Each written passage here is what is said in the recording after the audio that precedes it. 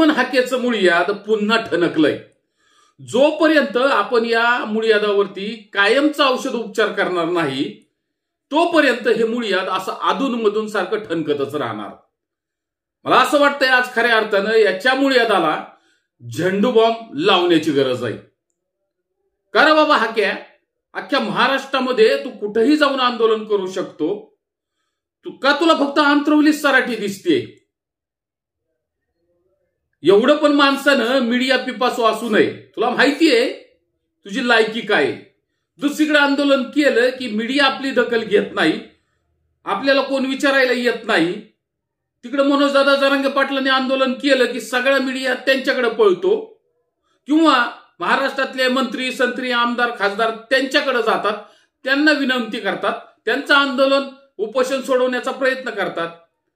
तुझ्या उपोषणात कुत्रं ढुकून बघत नाही। मला वाटतंय की हा हाकेचा केविलवाना प्रयत्न आहे। परंतु हाके, तुझ्यावर असला रामबाण उपाय करू की तुझं मुळियाद पुन्हा ठणकणार नाही। तुझ्या डोक्याला असला 420चा करंट देऊ की तुझ्या मेंदूला अशा झणझणे आल्याशिवाय राहणार नाही। त्यावेळेसच तू खऱ्या अर्थानं मला वाटतं शांत बसतील, तोपर्यंत तू शांत बसणार नाहीस। आणि आज याच व्हिडिओच्या माध्यमातून आपण घेणार आहोत हाकेचा खरपूस समाचार। जाऊ नका कुठे, हा व्हिडिओ शेवटपर्यंत पहा। बांधवांनो, तुम्ही जर या सामाजिक विचारपीठावरती पहिल्यांदाच आलेला असाल, अविनाश मोहिते ऑफिशियल या युट्यूब चॅनलला आपण लाईक करावं, शेअर करावं, मोठ्या संख्येनं सबस्क्राईब करावं। माझ्या विचारांशी आपण सहमत असावंच असं बिलकुल नाही, माझ्यापेक्षा आपले विचार वेगळे असू शकतात, परंतु जे जे पटल ते घ्यावं, बाकीचं सोडून द्यावं अशी विनंती याच माध्यमातून करतो। बांधवांनो, गेले कित्येक दिवस मराठा समाज मराठा आरक्षणासाठी लढतोय, आपली भूमिका मांडतोय। अनेक मोठमोठे मोर्चे या महाराष्ट्रात मध्ये निघाले, अनेक आंदोलनं झाली, अनेक उपोषणं झाली, तरी सुद्धा मराठा आरक्षणाचा प्रश्न आज तागायत तरी सुटलेला नाही। मला असं वाटतंय द्रोही सरकारला हा प्रश्न सोडवायचा नाही, किंवा त्यांची मानसिकताच नाही की मराठ्यांना आरक्षण मिळालं पाहिजे, मराठा आरक्षणाचा प्रश्न सुटला पाहिजे। कारण त्यांना महाराष्ट्रामध्ये मराठ्यांमध्ये आणि ओबीसीमध्ये भांडणं लावायचे, हे आता स्पष्टपणाने आपल्याला दिसून आलंय। बघा, निवडणुका जशा जशा जवळ येतील तसा तसा मराठा आरक्षणाचा प्रश्न तीव्र होत जाणार आहे। आम्हाला आता असं वाटतंय की विधानसभेच्या निवडणुकीआधी आमचा प्रश्न मार्गी लावला पाहिजे, म्हणून मनोजदादा जरांगे पाटील महाराष्ट्र शासनावरती एक दबाव तंत्राचा अवलंब करीत आहेत। पण हा प्रश्न एका समाजाचा आहे जो अनेक वर्ष आरक्षणासाठी संघर्ष करतोय, आणि दुसरा समाज असा आहे की ज्यांना एवढ्या वर्ष आरक्षण भेटून सुद्धा यांना भेटू नये म्हणून आज तो संघर्ष करतोय।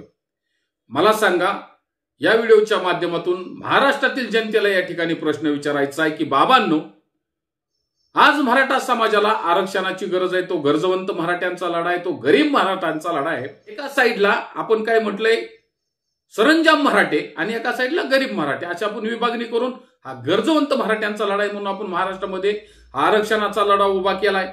या लढ्यासाठी अनेक मराठा तरुणांनी आत्महत्या केलेल्या आहेत, त्यांना का कराव्या लागल्यात याचा सुद्धा विचार महाराष्ट्रातील जनतेने करायलाच लागणार आहे। कारण आज मराठ्यांना आरक्षणाची गरज आहे।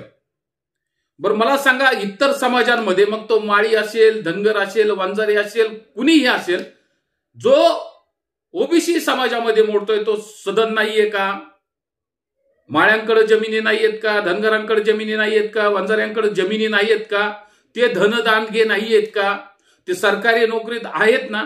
आज घरातला एक जरी माणूस सक्षम असला, आज घरातला एक तरी माणूस सरकारी नोकरीत असला, किंवा तो कुठल्या ना कुठल्या व्यवसायात असला, तर अख्खा घर सदन होत असतं।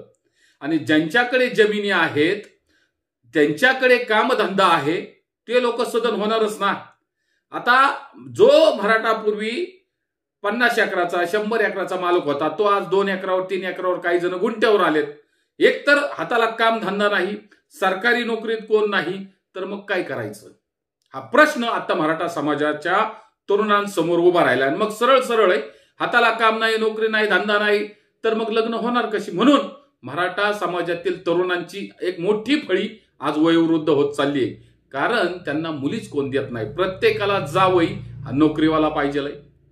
बरं, हा झाला पहिला मुद्दा. आणि मग जर दुसरा मुद्दा असा आहे, जर दुसऱ्या समाजातल्या लोकांकडे जमिनी आहेत, सुलभता आहे, धनदांडगी आहेत, मग ते आरक्षण का सोडत नाहीत? त्यांनी म्हणायला पाहिजे की आता आमचं पोट भरलेलं आहे. बाबा, ज्यांच्या पोटामध्ये आज काही नाही, ज्यांच्या ताटामध्ये आज काही नाही, त्यांना दिलं पाहिजे ना. त्यांचं पण पोट भरलं पाहिजे. फक्त तुम्ही आम्हाला संविधान सांगणार, घटना सांगणार, कलम सांगणार आणि मग मात्र समानता, बंधुता, न्यायाची बोलणी करणार. पण ज्यावेळेस आमच्यावर काय मागायची बारी आली तर मग मात्र आम्हाला कुणी काही द्यायचं नाही, यांना कुणी काही देऊ नये अशी मागणी पुढे येते.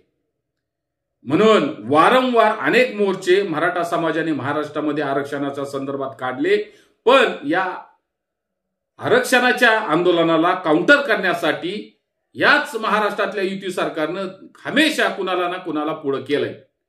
इतक्या दिवस छगन भुजबळ बोलत होते, ओबीसीतले अनेक मुंडे सुंडे चांडे पांडे बोलत होते. आता नवीन हे हाके नावाचा पिट्टू आलाय. हा पिट्टू या जरांगे पाटलांना घेरण्याचा प्रयत्न करतोय. तो कुणी पाठवलाय, तो कुणी सोडलाय, तो कुणाचा पाळतो आहे हे महाराष्ट्राला माहिती आहे. कोण वडापाव खाऊन आंदोलन करतय हे पण संपूर्ण महाराष्ट्राने पाहिलंय. जो माणूस खंबीरतेने मराठा आरक्षणाच्या मुद्द्यावरती लढतोय त्याला कुठंतरी घेरायचं, त्याला कुठंतरी काउंटर करायचं, अशा पद्धतीचं घाणेरडं राजकारण या महाराष्ट्रामध्ये या लक्ष्मण हाके सारखे लोक करतात आहे. कोण तर फार माकडच म्हणला त्या दिवशी. अरे बाबा, माकड म्हणण्यापर्यंत तुझी आज मजल गेली. मनोज जरांगे पाटील हा एकटा माणूस नाही. मनोज जरांगे पाटील म्हणजे मराठा समाजाचा एक आरसा आहे, तो नेतृत्व आहे, प्रतिबिंब आहे, असं म्हटलं तरी वावगं ठरणार नाही. तू ज्या अर्थी पाटलांवरती टीका करतोय त्या अर्थी तू मराठा समाजावरती टीका करतोय हे लक्षात घे. आपली लायकी किती, आपली उंची किती, आणि आपण बोलतोय किती. प्रमाण तरी ठेवायचं, कुठल्या गोष्टीचं तारतम्य तरी बाळगायचं. हाके असं जाऊन म्हणतोय की बाला बरोतेदारांना किंवा ओबीसींना शिव्या द्यायची बारी आणू नका, शिव्या द्यायला लावू नका, आमच्याकडं लय शेलक्या शिव्या आहेत. आता बाबा लक्ष्मण हाके, तेवढंच राहिले तुझ्याकडे. आता तू काय कर, आम्हाला शिव्या दे. तेच करू शकतोय तू, तेच करू शकतोय तू. तुझा खरा चेहरा जरा तू एकदा उघड कर. अरे हाके, तू स्वतः तरी गरीब आहे का दादा? सांग ना, तू महाराष्ट्राला कळू दे. तुझ्या बुडाखाली 15-20 लाखाची गाडी घेऊन फिरतोय तू. अरे तू सदन आहे, तू आज बकरी वळत नाही. अरे मग तू सोडलंयस का आरक्षण? सोडलंयस का? सांग ना. जसं ज्या पद्धतीनं एखाद्या खासदाराला वाटतं माझा पोरगा आमदार व्हावा, माझी सून नगराध्यक्ष होई, भाऊ माझा जिल्हा परिषदेला अध्यक्ष, हा इकडे पंचायत समितीला अध्यक्ष, याचे नातेवाईक इकडे तिकडे ग्रामपंचायतवरती, तसाच प्रकार झालाय ना रे बाबा. या महाराष्ट्रामध्ये अनेक समाज सदन आहेत जे आता ओबीसीचं आरक्षण घेतात आहेत. सोडलंय का त्यांनी आरक्षण? अरे कुठली समतेची भाषा आम्हाला सांगतो, कुठल्या संविधानाची भाषा, कुठल्या घटनाची भाषा? जरा सततच आमच्यावर अन्याय आणि अत्याचार होत गेले. महाराष्ट्रात आमचा वाली कुणी नाही, मग आम्ही संविधान पाळायचं का? घटना आम्ही तरीही पाळायची का? आणि मग जर आम्ही घटनेच्या चौकटीत बसून बोलतोय की आम्हाला आरक्षण ओबीसी मधून पाहिजे, 50% आतून पाहिजे, मग तुला का पोट सुळ उठतोय का? दुखतंय तुझ्या पोटात? अरे हाके, ज्यावेळेस आम्ही बोलायला लागू ना, आमची पण डोकी आता भ्रमिष्ट झालेली आहेत. अरे तुझ्या अंगावरची कपडे आहे ना, टरा फाडून टाकू इथे चिडचिड झालेली आहे. आणि तू काय सांगतो? तू काय म्हणतो की 75 लाख नोंदी ज्या महाराष्ट्रामध्ये आता नव्याने महाराष्ट्र सरकारनं दिल्या त्या नोंदी रद्द करा. बाबा रे, तुला स्पष्टपणाने सांगतो, कुणाचा जरी बाप आला ना तरी आमच्या नोंदी रद्द होऊ शकत नाहीत. अरे त्या कित्येक वर्षांच्या आमच्या नोंदी आहेत, ते कडई पत्रामध्ये तशा लिहून ठेवलेल्या आहेत. फक्त आम्हाला माहिती नव्हतं की आम्ही कुणबीमध्ये आहे आणि आमच्याजवळ ओबीसी मधून आम्हाला आरक्षण भेटू शकतं. मनोज दादा जरांगे पाटलांच्या भूमिकेमुळे ते आम्हाला समजलं आणि मग आम्ही त्या कागदपत्रांची छाननी केली, पडताळणी केली. तेवढंच आम्हाला समजलं की आम्ही सुद्धा ओबीसी मध्ये होतो, तरी पण आम्हाला माहिती नव्हतं. आज ते आम्ही शोधलं, बाहेर काढलं. ते खोटं नाही. तशा नोंदी त्याकडे पत्रावर आज आहेत माझी नोंद जेव्हा सापडली तर मला तर ती 18व्या शतकातली नोंद सापडली, ते कडेपत्रात लिहून ठेवलंय. माझा आजा पाजा खापर पांजा तिथून वंशावळी आम्हाला सापडल्या. फक्त या आरक्षणाच्या आंदोलनानंतर संघर्षानंतर ते आम्हाला समजलं, उमगलं, ते आम्ही शोधलं, काढलं आणि त्याच्या 15 ठिकाणी त्याच्या तपासण्या झाल्या. फार सर्कल पासून, तहसीलदारापासून, प्रांतापासून प्रत्येकाने त्याची छाननी केली आहे. मोडी वाचकाने ती मोडी लिपीतलं वाचलंय. मग ते खरं ठरलं की बाबा यांना खरंच आहे, यांचं कुणबीमध्ये नोंदी आहेत, म्हणून आम्हाला ते सर्टिफिकेट भेटल्यात. ते असे काय तुझ्या आणि ह्याच्या सांगण्यावरून मिळाले नाही. कुठला जरी कुणीही आला जहागीरदार तरी ते आमच्या नोंदी कॅन्सल करू शकत नाही, लक्षात ठेव. आणि आमच्यावर तशी बारी आली ना, आमचं जर नोंदीच कॅन्सल होत असतील ना, तो हम तो डुबेंगे सनम, लेकिन तुमको भी लेके डुबेंगे. आमच्यावर जवळच गाता येईल ना, मग आम्हाला बी नाही आणि तुम्हाला बी नाही, लक्षात ठेवा. आम्ही आता सोडणार नाही. मागून जर काय मिळत नसेल ना, तर वरबडून घेतल्याशिवाय आता आम्ही गप्प बसणार नाही. म्हणून हाकेला जे वाटतंय की आम्ही शिव्या देऊन आम्ही ऐकून घेऊ, बाबा इथं आम्ही गांधीजी नाही, आम्ही मराठे, लक्षात ठेव. नाद करा पण आमचा कुठं, तुझा जो बांबू माकून टाकू, एवढं लक्षात ठेव. झेंडा तुझा असला तर दांडा आमचा असेल. त्यामुळं आमच्या नादाला लागायचं नाही. नीट समजून बोलायचं. चल्ली जे पण लावली टाळ्याला असलं करायचं नाही. नीट बोलायचं, शांतीत बोलायचं, संयमानं बोलायचं. अरे तुला आंदोलन करायला अख्खा महाराष्ट्र पडलाय, तिकडे सागर बांगल्यावर जा फडणवीसाच्या आणि तिथं आंदोलन कर. तिकडे मंत्रालयात जा आणि तिथं तंबू टाकून राहा. थांबवलंय कुणी तुला? थांबवलंय का? बिलकुल नाही. कर ना तू, तुला संविधानानं अधिकार दिलाय तिकडे कर. अरे पण इथं कुठं चाललाय कळीच्या गाडीत पळी घालायला? इथं का चाललाय तिथं सापाच्या शेपटीव पाय द्यायला? अरे तो नाग बसलाय ना खवळला की मग बघत नाही तो माग पुढं. तो जरांगे पाटील आहे बाबा, जरा धीराने घे, सबुरीने घे. आम्हाला माहितीये या महाराष्ट्रामध्ये तुम्हाला दंगली गाडवायची आहे. आम्हाला माहिती ह्या भारतीय जनता पार्टीची राजनीती काय आहेत, कशा पद्धतीनं चक्रव्यूह आखलं जातंय. म्हणून जाती जाती तेढ निर्माण केली. तुम्हाला माहितीये आता जर मनोज दादा जरांगे पाटलांनी आमदारकीला आमदार उभे केले, उमेदवार उभे केले, तर याचा फायदा हा महायुतीला होणार आहे, भारतीय जनता पार्टीला आणि त्यांच्या मित्रपक्षांना होणार आहे. कारण हे सारं जे मतदान आहे ते महाविकास आघाडीचं मतदान आहे आणि महाविकास आघाडीला मनोज दादा जरांगे पाटलांचा फटका बसणार आहे. म्हणून ही महाराष्ट्रातल्या मास्टर माइंडची खेळी आहे की हाके तू उठ आणि तिकडे जा त्या मनोज दादा जरांगेचं डोकं खवळ, एवढा खवळला पाहिजे, त्या तोंडातून काहीतरी अपशब्द बाहेर पडले पाहिजे आणि ते शब्द पकडून मग आपण राजकारण करू.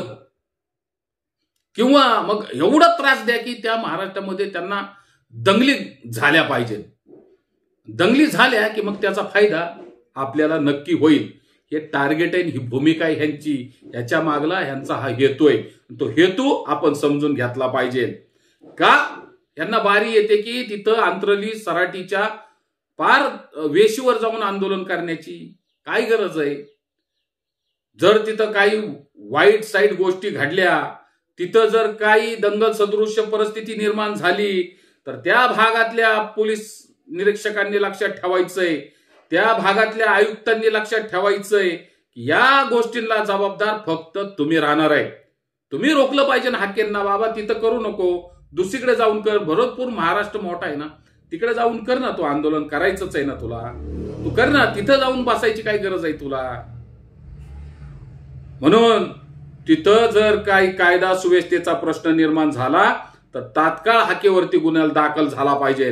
दंगली भडकवण्यासाठी तसा कट कारस्थान रचत आहेत आणि त्यासाठीच ते ठिकाणी जाऊन त्या आंदोलनाला बसलेत, उपोषणाला बसलेले आहेत. महाराष्ट्रामध्ये मराठा आरक्षणाचा प्रश्न सुटला पाहिजे. कशा पद्धतीने सोडवायचा हा महाराष्ट्र शासनाचा प्रश्न आहे. आमची लढाई ही महाराष्ट्रातल्या सरकारच्या विरोधात आहे, शासनाच्या विरोधात आहे. आमची भूमिका कुठल्याही जातीच्या समूहाच्या विरोधात बिलकुल नाही. यांचं जरी म्हणणं असेल की यांना मिळू नये, इतक्या वर्ष तुम्ही आमचं खाल्लं, तरी आता म्हणायचं की यांना मिळूच नाही. का मिळू नये? का मिळू नये? कुणाची काय बाप जायचा छागिरी आहे का? अरे आमच्या बी मुलाबाळांना नोकऱ्या हव्या आहेत, आमची बी मुलं बाळ सुधारले पाहिजेत, आमचं बी कुठंतरी वाजलं पाहिजे का नाही? स्वातंत्र्य मिळून 78 वर्ष झालेली आहेत. तरी सुद्धा तुमची पोटं अजूनही भरलेली नाहीत. तुम्हाला स्वतःहून कधी वाटत नाही की आता आपलं पोट भरलंय, आपल्याला भरपूर मिळालंय, भरपूर दिलंय, आता आपल्याला नको. असं एक तरी या देशातला कोण आहे का? कुठल्या तरी जातीतला सांगावा. या जातीतला माणूस पुढे येऊन म्हणतोय की आता मला आरक्षणाची गरज नाही, मी स्वतःहून आरक्षण सोडतोय. आहे का असा? गरजवंताला त्याची गरज आहे, त्याला ते मिळालं पाहिजे. जो तहानलेला आहे त्याला पाणी मिळालं पाहिजे, जो उपाशी आहे त्याला पोटाला अन्न मिळालं पाहिजे. तर त्याची किंमत लोकांना कळणार आहे. ज्याचं पहिलंच पोट भरलेलं आहे त्याला तुम्ही खा खा खा म्हणून काय उपयोग आहे का? आज खऱ्या अर्थानं महाराष्ट्रामध्ये आरक्षणाची ज्याला पण गरज आहे, मला असं म्हणायचं, ज्याला पण गरज, शिक्षणाची गरज आहे त्याला शिक्षण द्या, ज्याला आरोग्याची गरज आहे त्याला आरोग्य द्या, ज्याला भुकेला आहे जो त्याला अन्न द्या, जो तहानले आहे त्याला पाणी द्या. असं काहीतरी केलं तर त्याची किंमत राहील. नाही तर मग दुसऱ्याच्या ताटातून वडून घेतल्याशिवाय आमच्याजवळ दुसरा पर्याय नाही. मग आम्ही कुणालाही सोडणार नाही. म्हणून विनाकारण कुणी आमच्यामध्ये येऊन खो घालण्याचा प्रयत्न करू नये. आमच्या युवकांची माथी आधीच भडकलेली आहे, अजून त्याच्यामध्ये तेल वाटण्याचा प्रयत्न महाराष्ट्र सरकार, फडणवीस आणि इतर त्यांचे चेले चपाट्यांनी करू नये अशी विनंती या व्हिडिओच्या माध्यमातून करतोय. एकदा का हाताबाहेर परिस्थिती गेली तर मग मात्र मराठ्यांना थांबवण्याची ताकद कुठल्याही सरकारमध्ये नाही, कुठल्याही पोलिसांमध्ये नाही आणि कुठल्याही मिलिटरीमध्ये नाही. कारण आमचं आता धगधगती आग आहे, ही हळूहळू हळूहळू भडकत चाललेली आहे. याचा कधी विस्फोट होईल ते आता सांगता येणार नाही. म्हणून महाराष्ट्र सरकारला चेतावणी आहे की लवकरात लवकर हा आरक्षणाचा तिढा सुटला पाहिजे. महाराष्ट्रातल्या मराठ्यांना आरक्षण मिळालं पाहिजे. 50% आतून ओबीसी मधूनच आरक्षण हवंय, तेच आम्ही घेणार आहे. ती खरी संविधानाची घटनेची चौकट आहे. आम्हाला वेड्यात काढू नका. सगळे सोयऱ्यांचा GR जो काढलाय तो तात्काळ अंमलात आला पाहिजे. जे खोटे गुन्हे आंदोलकांवरती झाले ते खोटे गुन्हे तात्काळ मागं घेण्यात यावे. जे साताराचं गॅजेट आहे, जे तिकडचं हैदराबाद गॅजेट आहे, इकडलं कोल्हापूर संस्थांचं असेल, मुंबईचं असेल, ते ताबडतोब लागू झालं पाहिजे. काही करायची वेळ येईल ते करा, पण महाराष्ट्रातील मराठा आरक्षणाचा प्रश्न आणि तिढा ताबडतोब सुटला पाहिजे, तो पण विधानसभेच्या आधी. नाही तर मग होणाऱ्या परिणामांना महाराष्ट्र सरकार आणि महाराष्ट्रातील नेते जबाबदार असतील, एवढं मात्र नक्की. एवढंच या ठिकाणी बोलताना थांबतो. धन्यवाद. जय जिजाऊ, जय शिवराय.